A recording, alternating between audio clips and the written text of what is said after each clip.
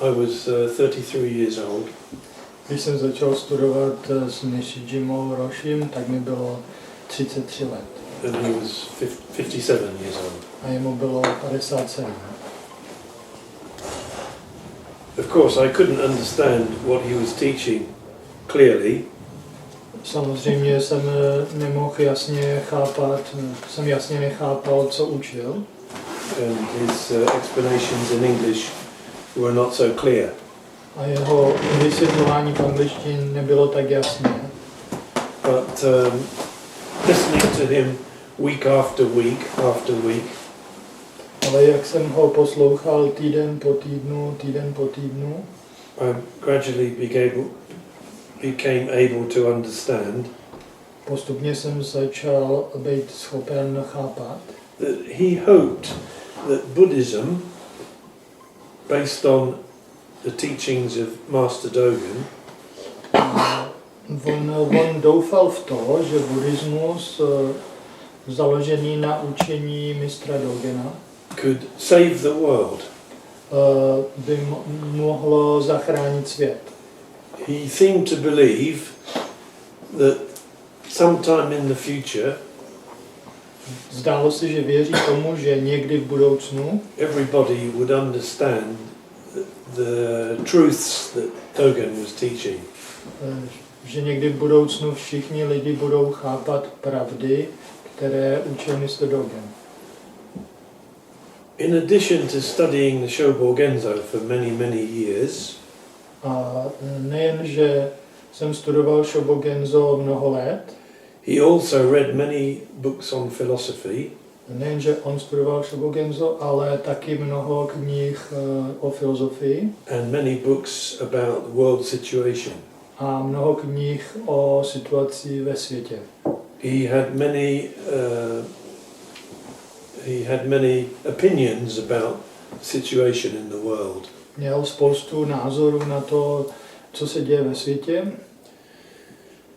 He taught that Master Dogen had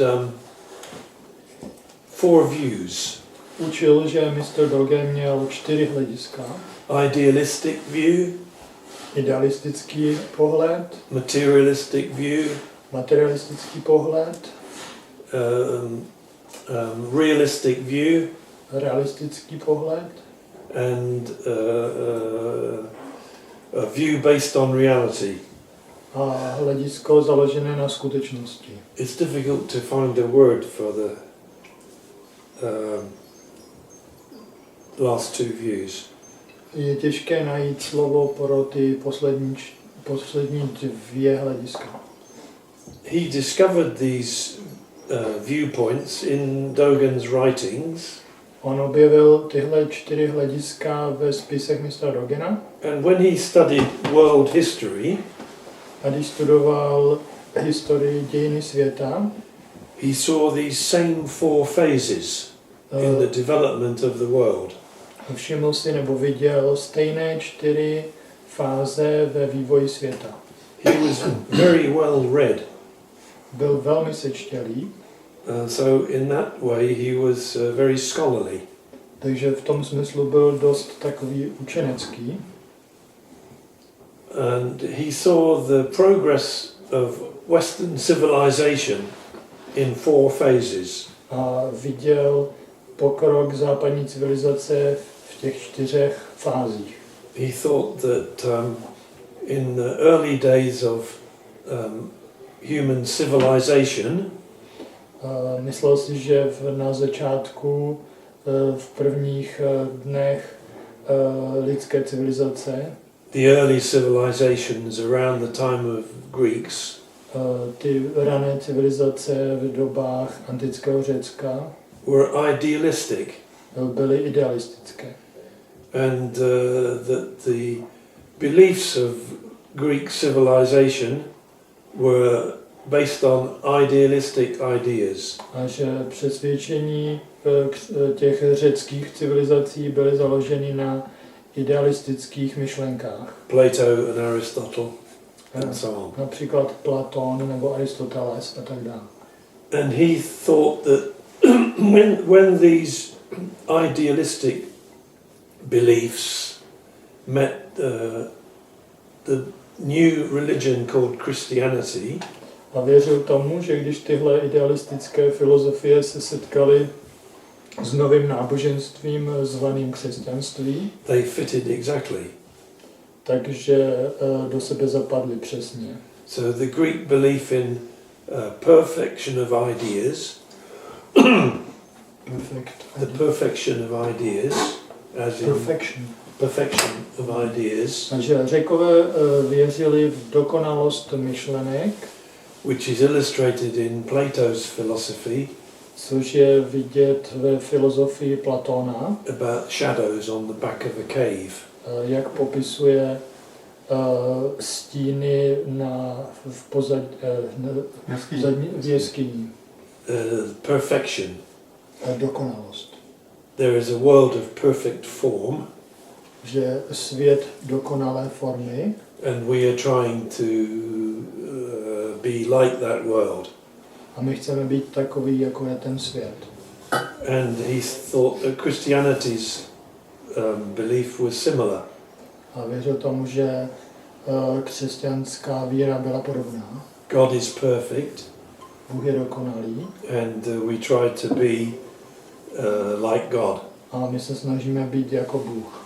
And if we try very hard, after we die, we enter this perfect world.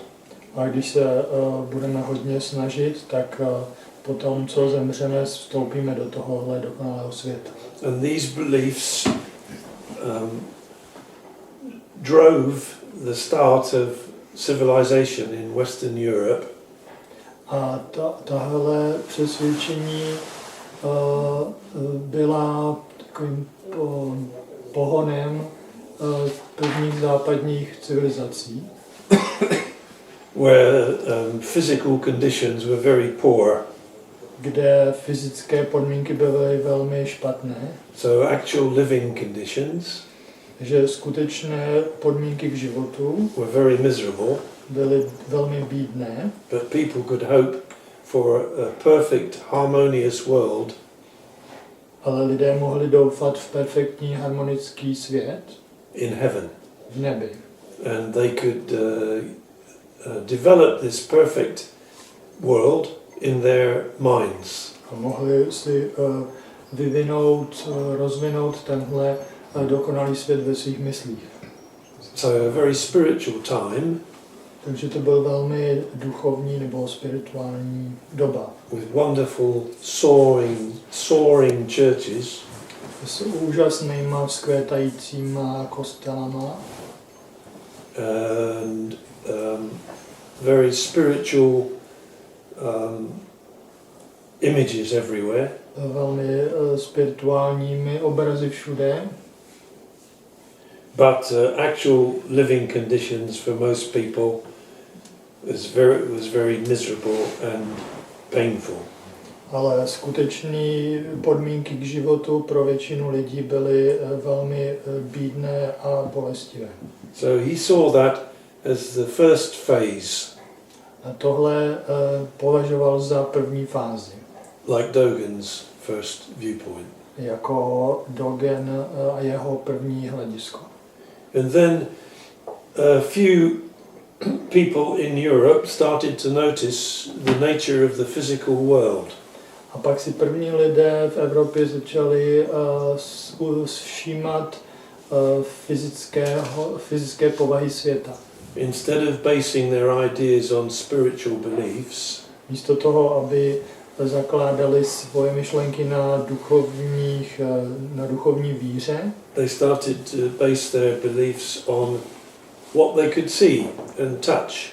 začali svoje přesvědčení zakládat na tom, co mohli vidět a čeho se mohli dotknout. The birth of scientific investigation. To bylo zrození vědeckého zkoumání.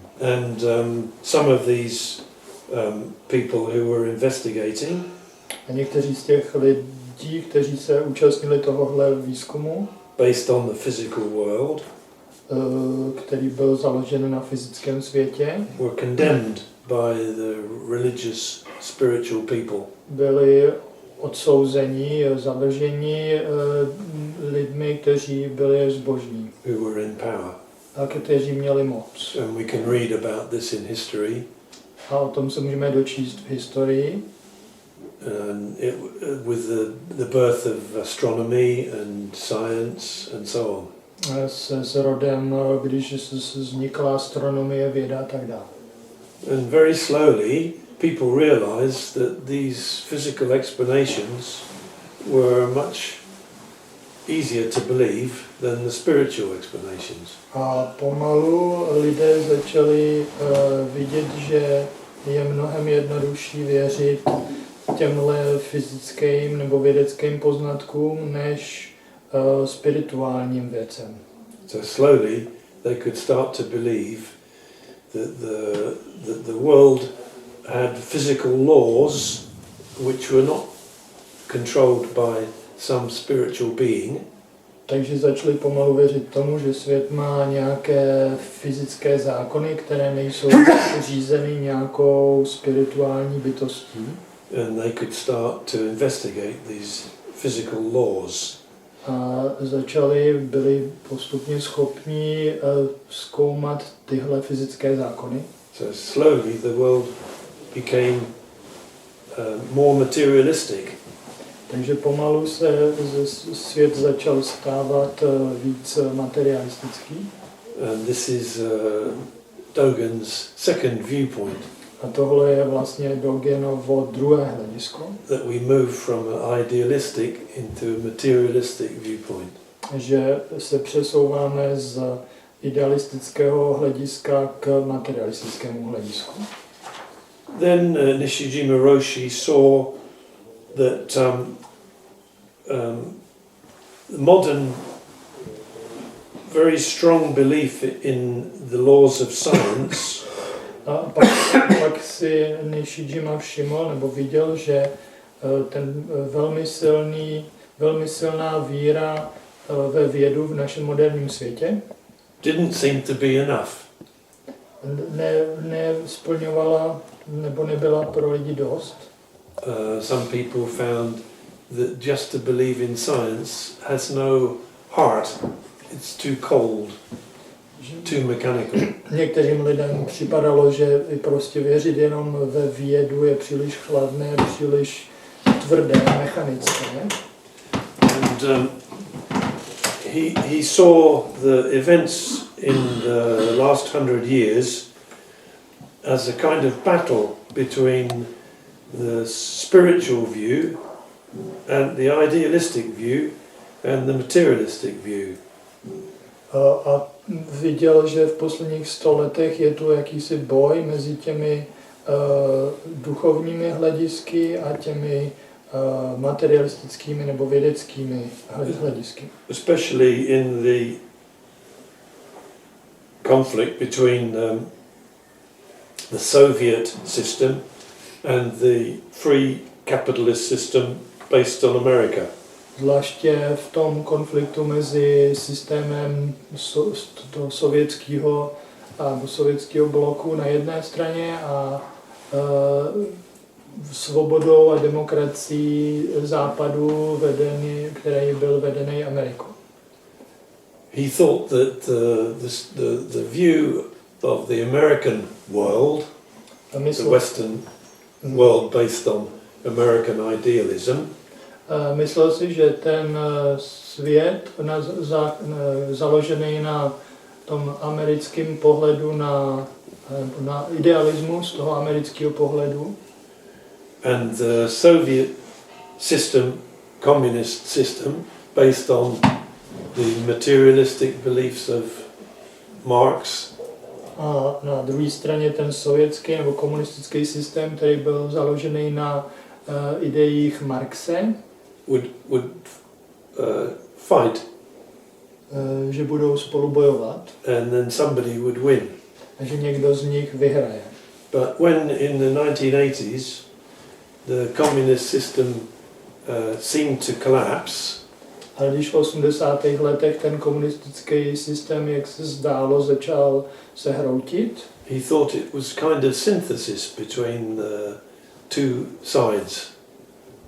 On myslel, že to je vlastně takový druh syntézy mezi těmi dvěma stranami. Between the idealistic beliefs and materialistic beliefs. Mezi těmi idealistickými přesvědčeními a materialistickými. So he felt very hopeful that the world would be entering a new phase.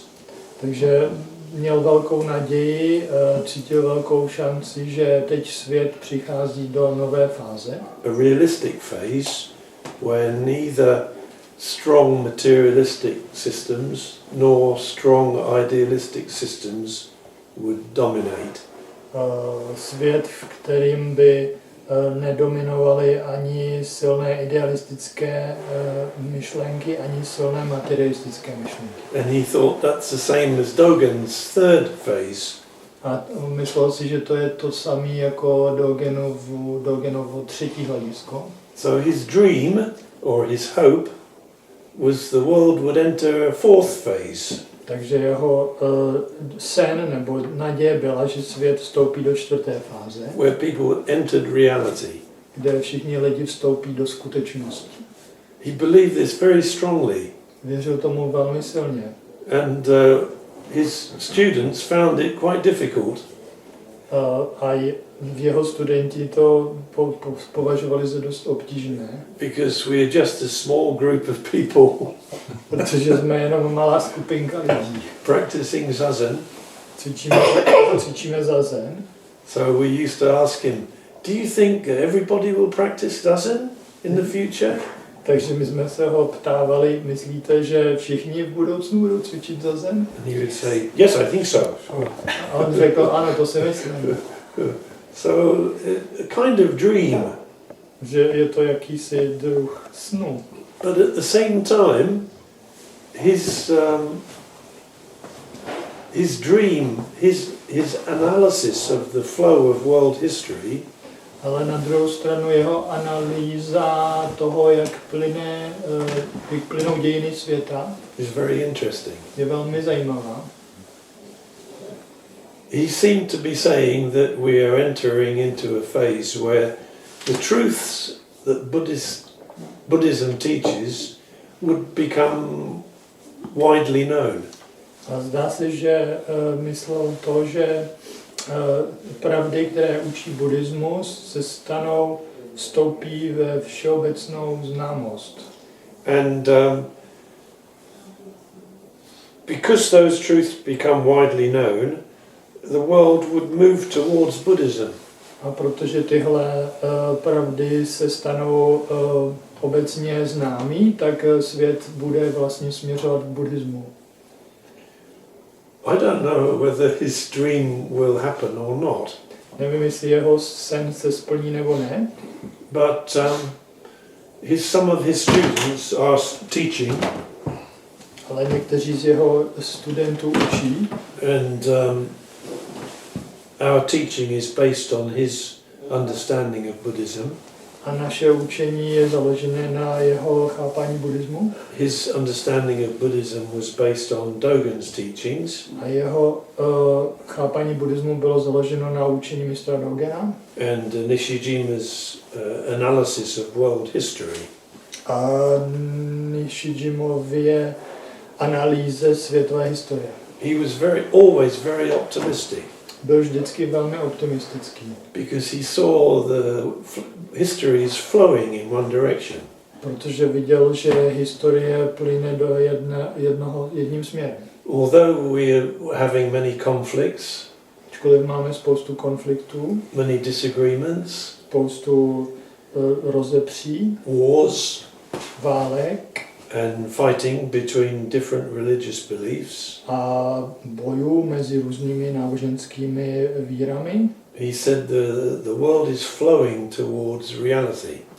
on říkal, že svět plyne směrem k realitě. So it's very optimistic, nice view. Takže to je velmi optimistické, hezké hledisko. How it happens, I don't know. Jak k tomu může dojít, to nevím. We are a small group, My jsme malá skupina, 12 people this weekend, na tenhle 13. víkend je tu 13. And although we are practicing and studying, not many people come. Ačkoliv cvičíme a studujeme, nepřichází se mnoho lidí. So Nishijima's dream sounds like a big dream. Takže Nishijimův sen vypadá jako opravdu velký sen. But, yeah. But what he says about Buddhism becoming widely known is true, isn't it? Ale Yes. Things like mindfulness and Yes. All kinds of things of Buddhism creeping into general use and Yes. practice. So I think he's not far off, I reckon. It's not far off. Rory říká, že je přece vidět, že buddhismus je opravdu se stává ve světě široce rozšířen, že věci jako mindfulness se začínají používat široce, takže vlastně není tak daleko od pravdy. But the teachings are spreading without Buddhism Ale ta učení se rozšiřují bez buddhismu. in some ways. Nějakým způsobem. Instead of the spread of different religions around the world, Místo rozšiřování různých náboženství po světě we have the spread of football. máme rozšiřování fotbalu.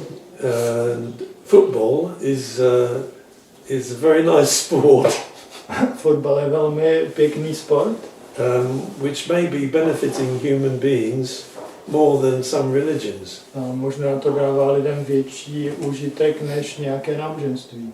because although the whole industry is built around football, Protože přestože celý průmysl je založen na, je to celé velký kolos, který se točí kolem fotbalu. and there's lots of competition, Je spousta soutěživosti. at the center, when you kick a ball, Uprostřed, když kopnete do míče, it's better to be in a nice state of prajna. a je lepší být, abyste mohli kopnout do míče, tak musíte být v hezkém stavu prážna. And sport is spreading around the world. Sport se šíří po světě. Good diet is spreading around the world. A zdravá výživa se šíří po světě. Because of the many conflicts here and there, we are beginning to understand that it's better not to fight. A protože vidíme, jak ve světě vzniká pořád spousta konfliktů, tak vidíme, že je lepší nebojovat. Although it's taken a very, very long time, Ačkoliv to trvalo strašně dlouho, human beings are realizing that it's possible to negotiate lidé si začínají uvědomovat, že je možné instead of fighting. vyjednávat místo boje. Sometimes Někdy. it works. Někdy to tak funguje. So we are slowly learning. Takže se pomalu učíme.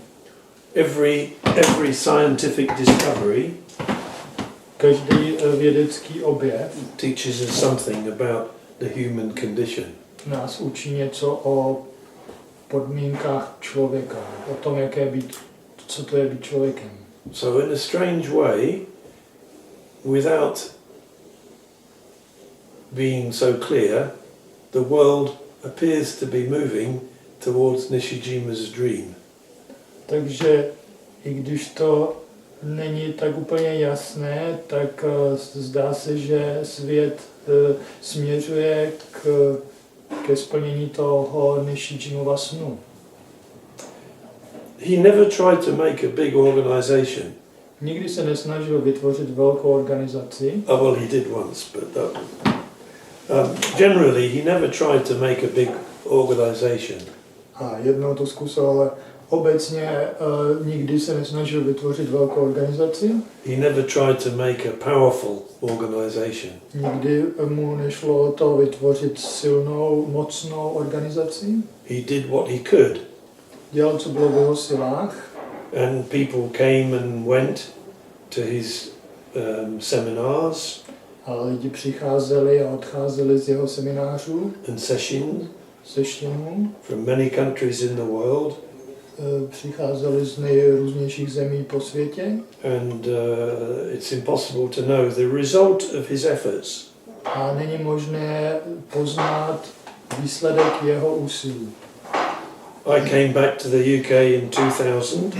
Já jsem se vrátil do Británie v roce 2000 And 14 years later, I'm in Slovakia. a za 14 let potom jsem se odsil tady na Slovensku. And I have no idea of the result of my efforts. A já taky nemám ponětí, jaký výsledky má moje snaha. And it's not necessary to know the result of our efforts, Není nutné znát výsledky naší snahy, but just to make an effort. ale prostě se snažit. So we don't need, in my opinion, we don't need to build up a big group. Podle mě nemusíme vystavět velkou skupinu. We don't need to have a structure, a hierarchy. Nepotřebujeme struktura, hierarchii. Although Nishijima was always the teacher, Ačkoliv Nishijima byl vždycky ten učitel, he never made a hierarchy. nikdy nevytvořil hierarchii. But so I've been proceeding like that. Takže takhle jsem v tom pokračoval. And something has grown in 14 years. A něco za těch 14 let vyrostlo. And in the Czech Republic and here, Pavel and Boris and everybody here and Robert. A v České republice a tady Pavel, Boris, Robert. And everybody has been making an effort and something has grown. A všichni se tady o něco snažili a něco vyrostlo. My feeling is that it's better for something to grow naturally. Můj pocit je, že lepší, aby něco rostlo přirozeně, than to be constructed intentionally. Než aby jsme to sestrojovali záměrně. That's only my personal feeling. To je můj osobní pocit. So to make an effort, maybe people come, maybe they don't come. Takže o to snažit se a lidi možná přijdou, možná nepřijdou. Is okay. Takže takhle to stačí. Sometimes at Nishijima's retreats we only had 5 or 6 people. Někdy na ústraních s Nishijimou bylo jenom 5 nebo 6 lidí. Sometimes we had 25 or 26. Někdy přišlo 25, 26 lidí. Sometimes 45, 46. Někdy 45, 46. Changing with the years. A to se měnilo s lety. Not getting bigger and bigger and bigger. Nerostlo to nezvětšovalo se to. But going up and down. Ale šlo to nahoru dolů. For I don't know the reason. A nevím proč. However, this kind of very loose organization, Nicméně tenhle druh velmi volné organizace, which we have, kterou máme, it's quite difficult for new people to feel enthusiastic. Tak noví lidi, co přijdou, tak je pro ně těžký se nadchnout. So one difficulty is when new people come. Jedna obtíž je, že když přijdou noví lidi, they want to know what are they coming to. A chtějí vědět, do čeho přišli. What kind of group are they joining? Co to je za skupinu, do které vstupují? How do they join? A jak se do ní zapojí? What benefit can they get? A co z toho můžou mít? And so on. A tak dále. I don't know how to solve this problem. Nevím, jak vyřešit tenhle problém. I think it's up to everybody to find a solution. Myslím, že každý musí si najít řešení sám. But personally, I'm very happy not making an organization. Ale osobně jsem velmi rád, že nedělám tady žádnou organizaci. because it's easier for me. Je to tak pro mě jednodušší. Carrying on similar way to Nishijima. Takže svým způsobem pokračuju v tom, co začal, jak to dělal Nishijima. He never tried to attract people. Nikdy se nesnažil přitáhnout pozornost lidí. Some of the things he said made people leave. Možná některé věci, které říkal, druhý lidi odradili a odešli. So for nearly 80 years he continued like this. A skoro 80 let takhle pokračoval. And now there are people all over the world who studied with him. A teď je po světě spousta lidí, kteří s ním studovali. And here and there are groups like ours. A tu a tady a tu a tam se najde skupina, jako je ta naše. And if they get bigger or stronger, A pokud oni porostou a budou silnější, or smaller, nebo se zmenší, I don't know. to nevím.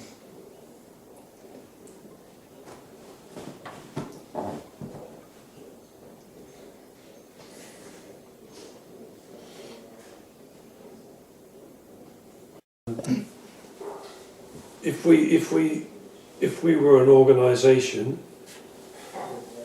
Kdybychom byli organizací, that had the structure která by měla takovou strukturu and had courses a nabízeli bychom různé kurzy and charged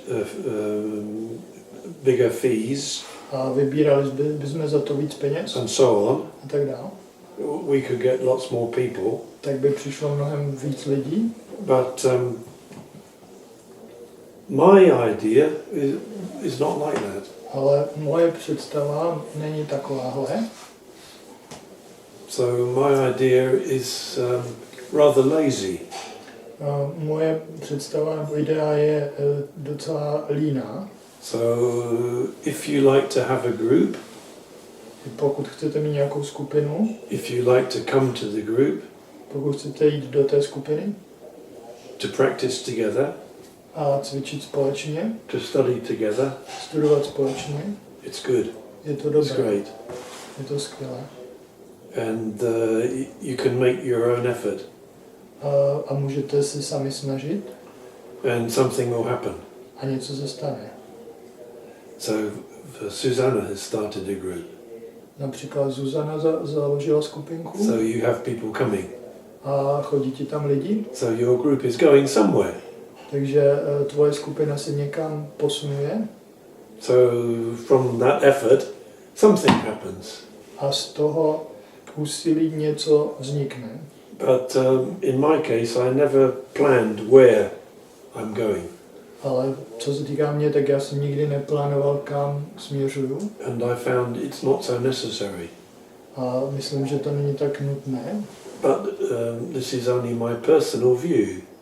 A to je ale jenom můj osobní pohled.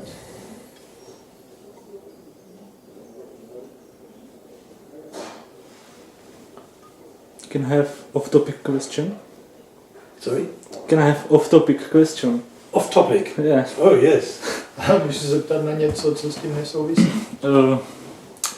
I read some quote from Savaki, and it is like this: the COVID nothing is greatest gift you can give to universe. To COVID. covet. Covet is to desire, To want to get. to want to get. The covet nothing is the greatest gift to the universe. A že Tomáš četl nějaký citát od Savakiho, kde říká, že za ničím se nehnat nebo po ničem netoužit je největší dar, který můžeme dát vesmíru. Yes, that's What does it mean? How can Co to znamená? one interpret it? Sorry. Can you understand the meaning? Not sure.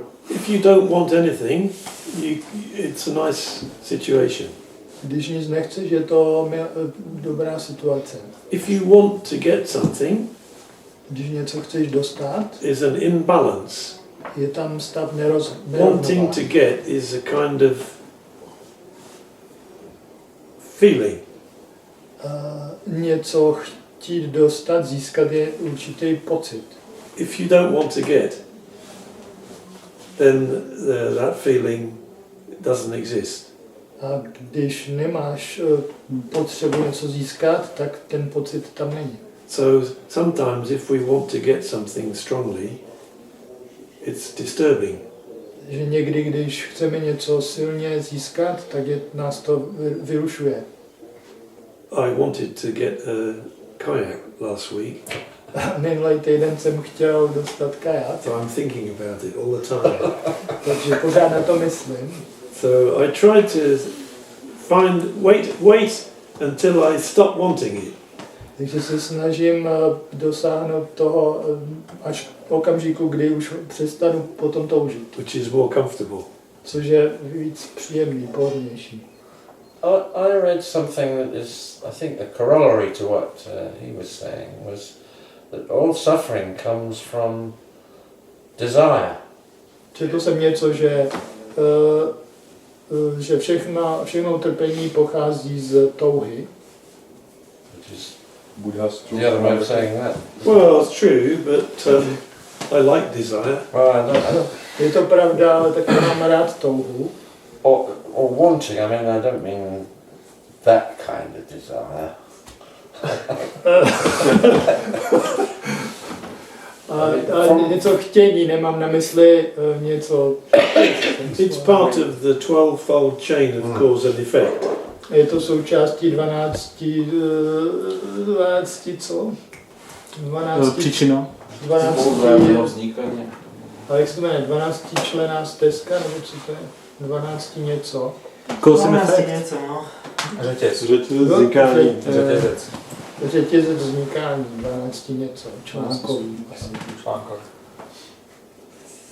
But I think these quotes are quite misleading. Myslím, že Yes, tyhle in my experience. citáty jsou podle mě Because sometimes people take it like,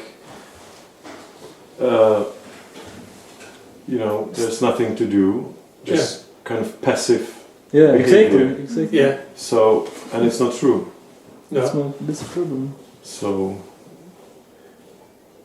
we need to find some kind of balance in understanding these. Yes.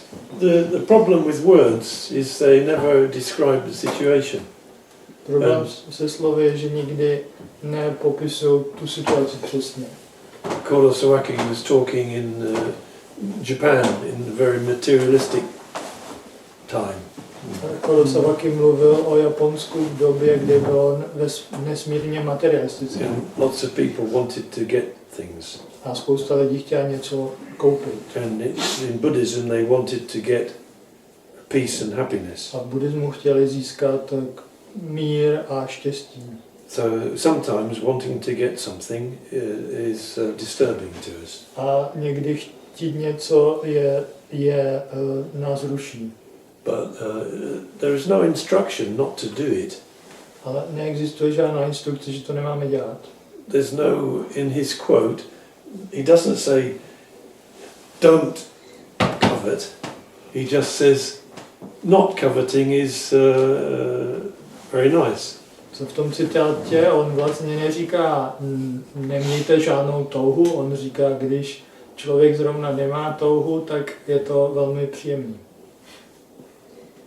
Možno ešte ja to vnímam tak, že rozlíšiť medzi tým, že je v poriadku mať zámer, niečo urobiť.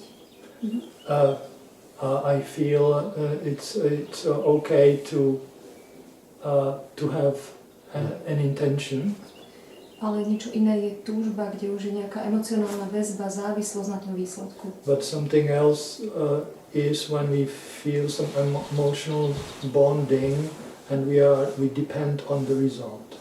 Že zámer je v poriadku. That intention is okay. Yes, we can't avoid it. Tomu se nemůžeme vyhnout. Yes. I also feel a clear difference between wanting something I can get right away, like I want a strawberry ice cream very much, and there I can buy it. Or a woman, my girlfriend, wanting my girlfriend who comes to my house. And wanting somebody I can't have is painful and useless.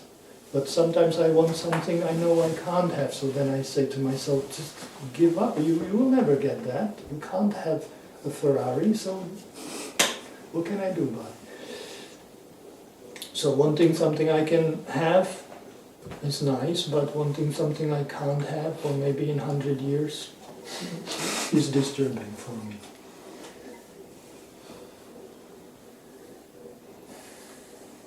What if you don't know if you can or can't afford it? Well, if you are afraid, then it's unpleasant. I'm afraid I will not have enough money to go to Africa or something.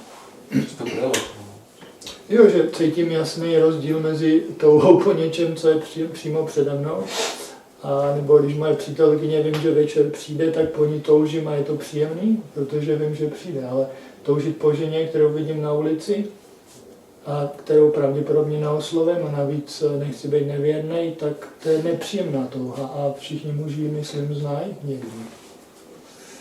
A nebo toužit po Ferrari, na který nemám peníze, je nepříjemný. Takže je lepší to vzdát a chtít to, co člověk může mít. Ja to vnímam tak, že není možný ten pasívny stav, jak povedal Pavel, ostať v ňom, dokonca ja ho poznám veľmi dobre a myslím si, že som sa tam skoro stratil.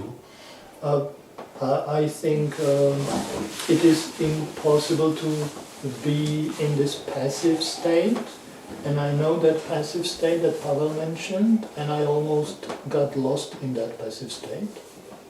Ale že je veľmi dôležité, keďže musíme činiť, čiže robiť act. But I think it's very important when we have to act. Have pleasure on this, treba mať radosť pri tom. To znamená, že to enjoy that acting. Hľadať si taký spôsob aktu, činu. To look for that kind of acting, ktorý nám prinesie radosť. That brings pleasure or fulfillment. That's my attitude. It's very difficult talking about things. I don't mean to suggest that we shouldn't have any intention to do anything. Je těžký mluvit o těchto věcech a nechci tvrdit, že bychom neměli mít žádný záměr. But I would like to suggest that some things grow naturally. Ale chci tím říct, že některé věci se vyvíjejí přirozeně. Part of that natural process is pulling something towards you. A součást tady toho přirozeného procesu je přitahování něčeho k vám. Pushing something away from you. Něco odsunovat od nás. And finding your way. A nacházet svůj způsob. So I don't mean that you just hire a room and sit in the room. Nemám na mysli to, že si pronajmete místnost a budete tam sedět. Somebody comes. Okay. Někdo přijde. No, you go. Okay. Někdo odchází, nevadí. What I'm trying to say is, the Dogen Sangha started with Nishijima Roshi. Co se snažím říct je to, že Dogen Sangha začala tím, že ji založil Nishijima Roshi. He never tried to create a big group and to make it bigger. Nikdy se nesnažil vytvořit velkou skupinu a zvětšovat ji. He tried once, and he tried to create international Dogen Sangha International. Pokusil se to jedno, když chtěl vytvořit Dogen Sangha International. When he was very old. Když už byl velmi starý. And it didn't work. A nefungovalo to. So it's finished. Takže to skončilo. So I only mean to suggest that with Buddhism it's not like selling biscuits. chci jenom říct, chci navrhnout, že co se týká buddhismu, tak to není jako když prodáváte sušenky. If you make biscuits which are very delicious, Když upečete sušenky, které jsou lahodné, you can advertise them. můžete udělat reklamu. People come and buy them. Lidi přijdou a koupí je Then you can make some more. a pak upečete víc And then you can make a different kind. a pak uděláte jiný druh. And then you can advertise. Pak zase Then you uděláte can build reklamu. a big factory. Pak postavíte Then you can obrovskou, build a factory in another country. pak postavíte továrny za hranicemi. So the teachings of Dogen are not like that. A učení mistra Dogena takovýhle není. Dogen himself lived in a little temple in the hills. Mistr Dogen sám žil v malém klášteře někde v horách. He moved from a very busy city called Kyoto A odstěhoval se z velmi rušného města Kyoto into a very remote place in the mountains. do velmi odlehlého místa v horách. But still he made his effort. A stejně pokračoval a o něco se snažil. So in making our effort Takže když se snažíme with our practice, s tím, že cvičíme, something happens. něco se stane. So it's not like building a company. Není to jako když vystavíte firmu It's not like building an organization. nebo vystavení nějaké organizace. Of course, organization is necessary, Samozřejmě nějaká organizace je nutná, but it's something different. ale je to něco jiného. That's all I mean. To je to, co chci říct. We can't live without intention. Nemůžeme žít bez We záměru, can't live without planning. nemůžeme žít bez We plánování, can't live without desire. nemůžeme žít bez touhy, We can't live without thinking. nemůžeme žít bez We myšlení, can't live without making mistakes. nemůžeme žít bez chyb, That's life. to je život.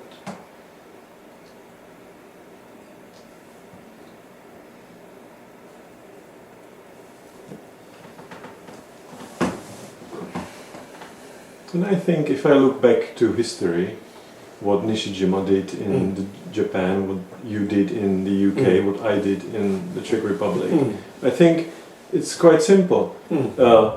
With effort or with focus, it grows. If you stop making an effort, or if you stop focusing on something, then it maybe survive or maybe not. So just making an effort, just focusing on something, something happens and something maybe grows. Yes.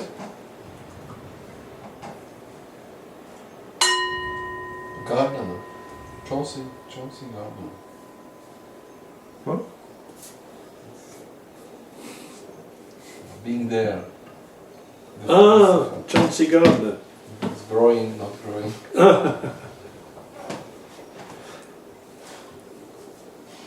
Úsilí je velmi důležité And making an effort for Buddhism is very great. a snažit se o něco v buddhismu je skvělé. Usually we think doing small things is not great, Většinou si myslíme, že dělat maličkosti není tak skvělý, but it's not true. ale to není pravda. Doing simple things sometimes is very great. Někdy dělat jednoduché věci, prosté věci je skvělé. We never know the result of doing something very simple with great effort. Nikdy nevíme, jaký je výsledek, když děláme něco prostého s velkou snahou. So when we do simple things to have Buddhist activities, Když děláme jednoduché věci, aby jsme měli buddhistickou aktivitu, we can think we are changing the world. můžeme si myslet, že měníme svět.